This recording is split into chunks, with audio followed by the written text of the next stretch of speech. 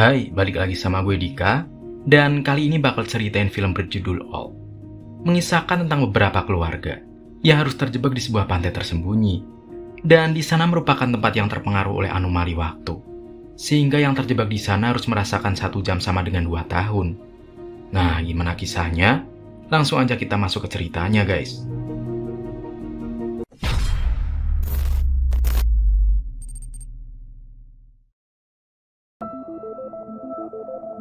Di awal film, kita diperlihatkan sebuah keluarga dalam perjalanan ke suatu tempat. Keluarga itu mendapat undangan liburan gratis dari sebuah resort bernama Anamika. Sang ayah bernama Guy, ibunya bernama Priska, dan kedua anak mereka bernama Trent dan Medok.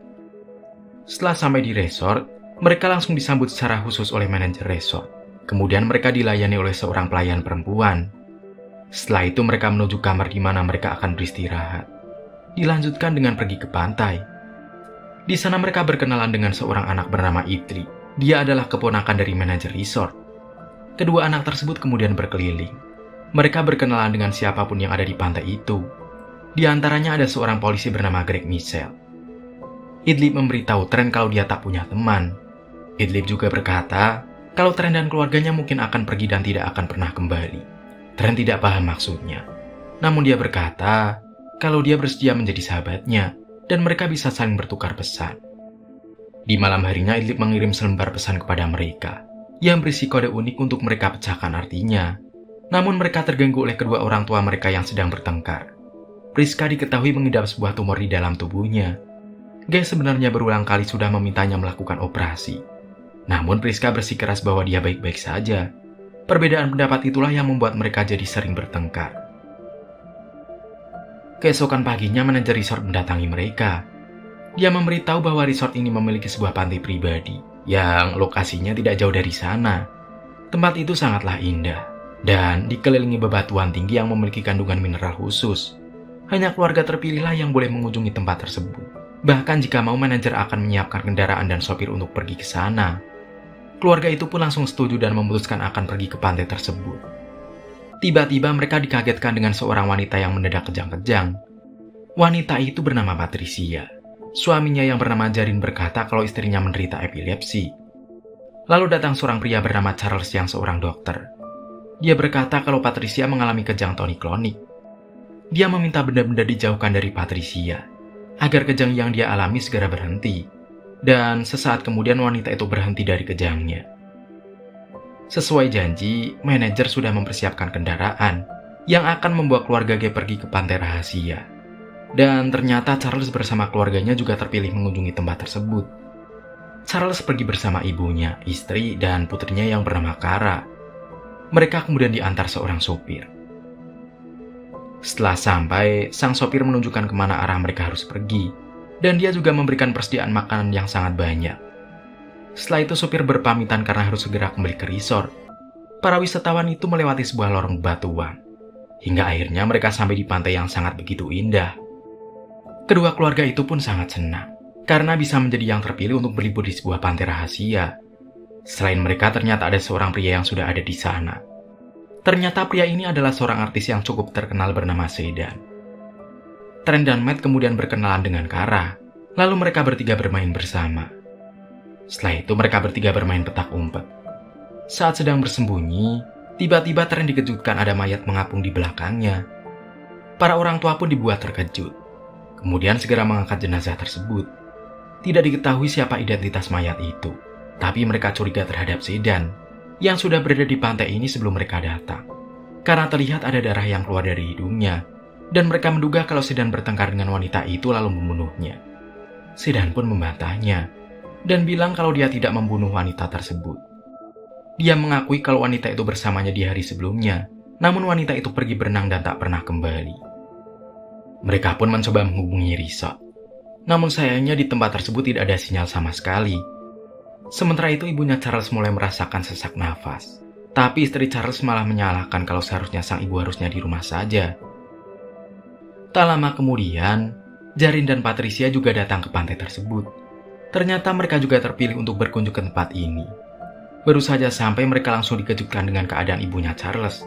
Dan seseorang harus pergi ke parkiran untuk mencari sinyal. Jarin berkata kalau dia bersedia untuk kembali meminta bantuan, dan mungkin saja si supir masih berada di sana. Namun saat berada di dalam lorong bebatuan, Jarin merasa ada yang aneh, dan secara misterius dirinya terlempar kembali ke pantai. Masalah lain pun mulai terjadi. Priska mendatangi Charles kemudian memintanya untuk memeriksa kondisi tubuh anaknya.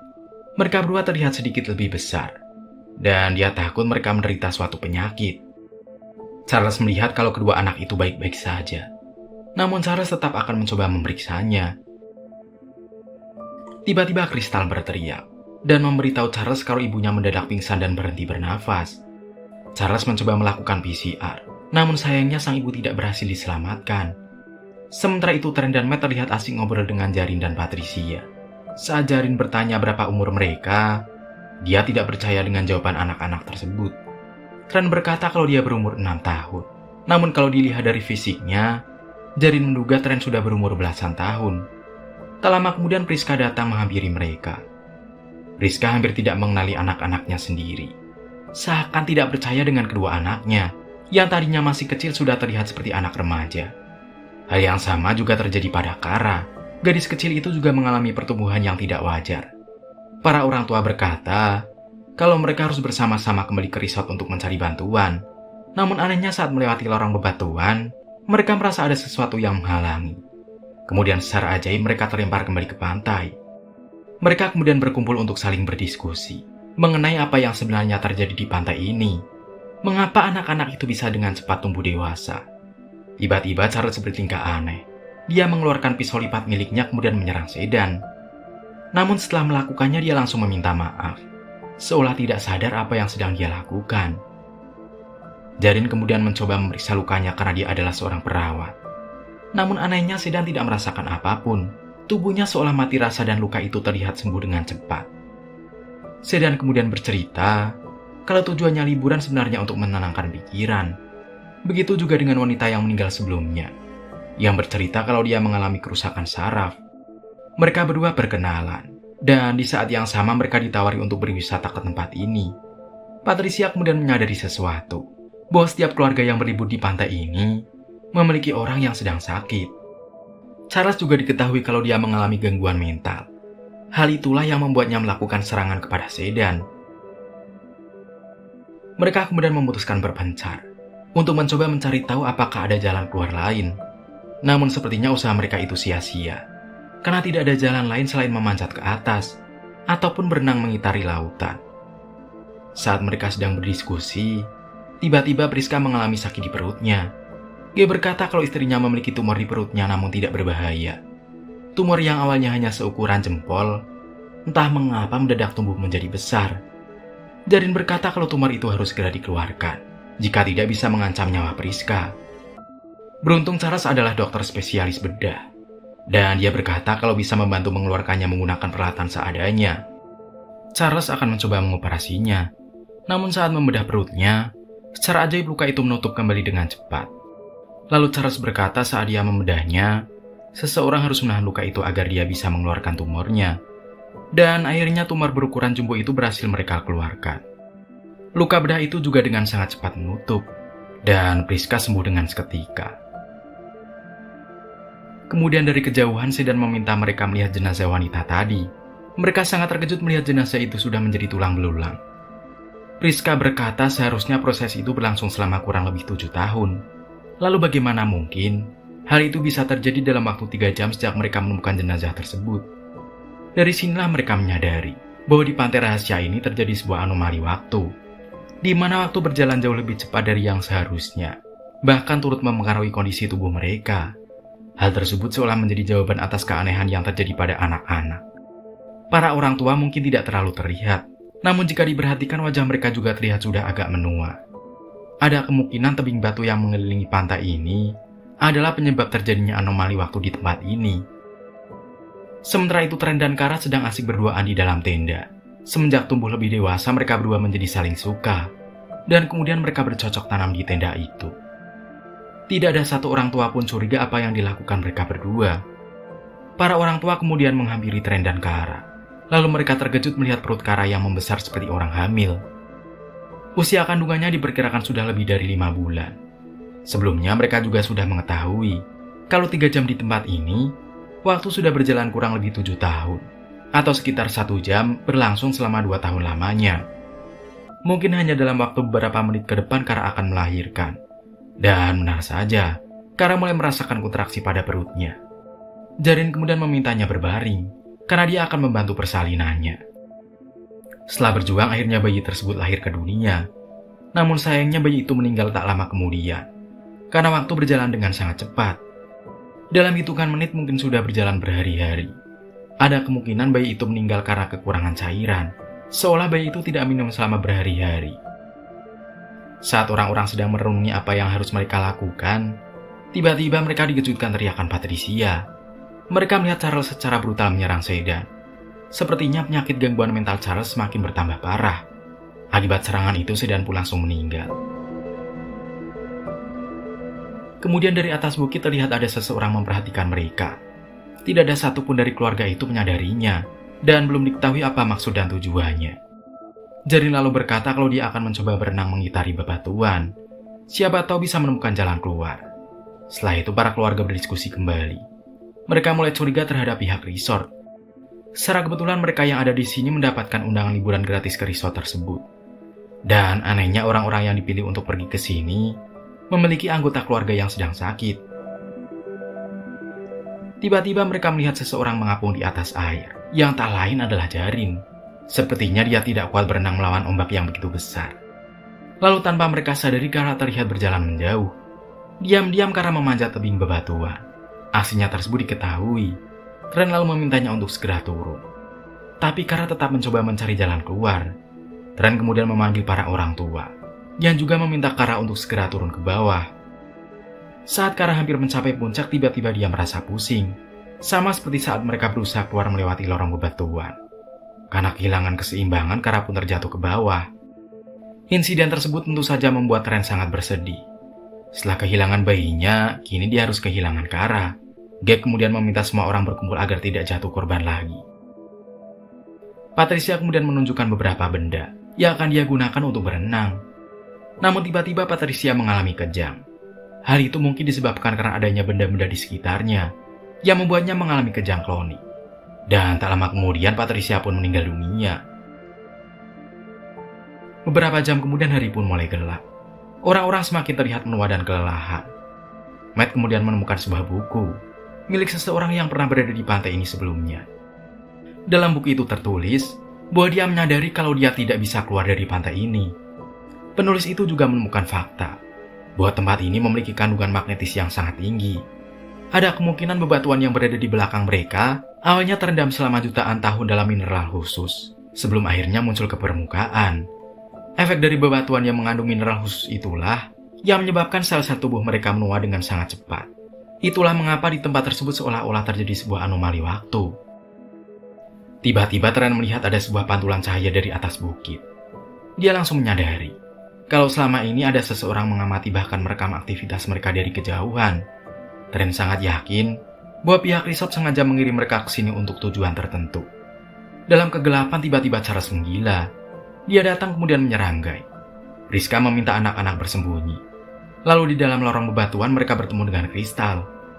Dia berusaha mendekati Tren dan Matt. Namun kesulitan berjalan dan tubuhnya terlihat aneh. Kristal diketahui menderita kekurangan kalsium. Hal itu membuat tulang-tulangnya sangat lemah. Karena tidak kuat menahan rasa sakit, tak lama kemudian Kristal pun meninggal dunia. Sementara itu di luar Priska datang untuk menolong Guy. Dia menyerang Charles menggunakan sebuah pisau kecil. Darah berwarna hitam keluar dari dalam tubuhnya. Lalu secara aneh sekujur tubuhnya menghitam dan melepuh. Lalu tak lama kemudian Charles pun meninggal dunia. Sekarang hanya tersisa Guy, Priska, dan kedua anaknya. Guy dan Priska saling meminta maaf atas keegoisan mereka. Lalu tak lama kemudian Guy tergeletak di susul Priska. Dan tak lama kemudian mereka berdua meninggal dunia.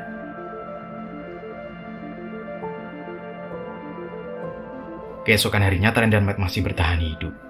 Namun kini mereka terlihat lebih tua dari sebelumnya. Saat sedang di pantai, Tren menemukan kembali pesan berisi kode yang dikirim Idlib sebelumnya. Pesan yang belum sempat sepenuhnya diselesaikan itu ternyata berisi tulisan pamanku tidak suka koral. Tren lalu berpikir, apakah mungkin bebatuan karang di depannya bisa melindungi mereka dari pengaruh tebing bebatuan di belakang mereka. Bisa jadi Idlib mengetahui kalau pamannya itu mengirim orang-orang ke tempat ini dan tidak akan pernah kembali. Tanpa pikir panjang, mereka berdua langsung berenang ke arah batu karang. Mereka mencoba mencari apakah ada jalan keluar di baliknya. Sementara itu di atas bukit, terlihat pria yang merupakan sopir resort yang sedang memantau aksi Trent dan Matt yang berenang ke arah batu karang. Setelah lama menunggu tidak ada tanda-tanda kemunculan mereka, lalu sopir itu menelpon seseorang, kemudian berkata kalau keduanya telah tenggelam. Dia juga melaporkan kalau pengamatan selesai, dan dia akan kembali ke pusat penelitian. Setelah sampai ke laboratorium, terlihat kalau ruangan itu dipenuhi ilmuwan yang sedang melakukan berbagai penelitian terhadap suatu penyakit. Di tempat itu juga terlihat manajer yang ternyata adalah kepala penelitian. Lalu dia meminta orang-orang untuk mengheningkan cipta atas 73 peserta penelitian atau korban yang meninggal di pantai itu. Manajer kemudian berkata kalau penelitian yang mereka lakukan di tempat itu bisa membantu mereka menyelamatkan jutaan nyawa. Salah satu contohnya adalah Patricia yang mengidap epilepsi. Setelah meminum obat yang dicampurkan ke dalam minumannya, Patricia tidak mengalami kejang selama kurang lebih 8 jam. Jika dikonversi ke waktu yang berjalan di pantai itu, Patricia tidak mengalami kejang selama 16 tahun. Ya, artinya obat itu cukup berhasil dalam mengobati penyakitnya. Mereka terpaksa melakukannya, karena perusahaan mereka yaitu Warren & Warren dituntut bisa menemukan obat-obat setiap harinya. Beruntung alam menciptakan sebuah tempat, di mana waktu berjalan dengan cepat, sehingga mereka bisa melakukan observasi dalam waktu yang sangat singkat. Terlihat polisi yang pernah ditemui Trent sebelumnya. Dan ternyata Trent dan Matt berhasil selamat dan keluar setelah melewati bebatuan karang di pantai tersebut.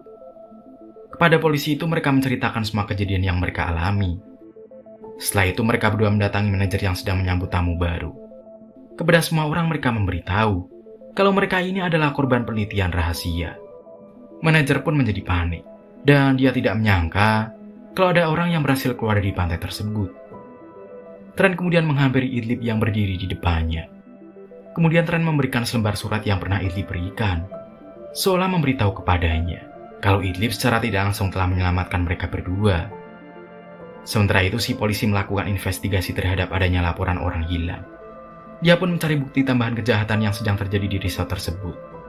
Setelah investigasi selesai, pihak berwajib langsung menangkap semua orang yang terlibat, dan mereka harus dihukum atas perbuatan yang telah mereka lakukan.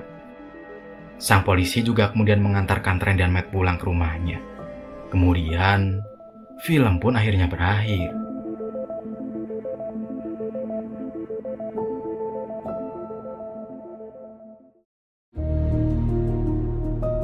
Nah, itulah film Old yang dirilis tahun 2021, guys. Menurut kamu, pesan apa yang kamu dapat setelah nonton? Dan dari 1 sampai 10, berapa nilai yang kamu berikan buat film ini? Komen ya guys. Sekian cerita kali ini, semoga kalian suka dan terhibur. Gue pamit, dadah semuanya.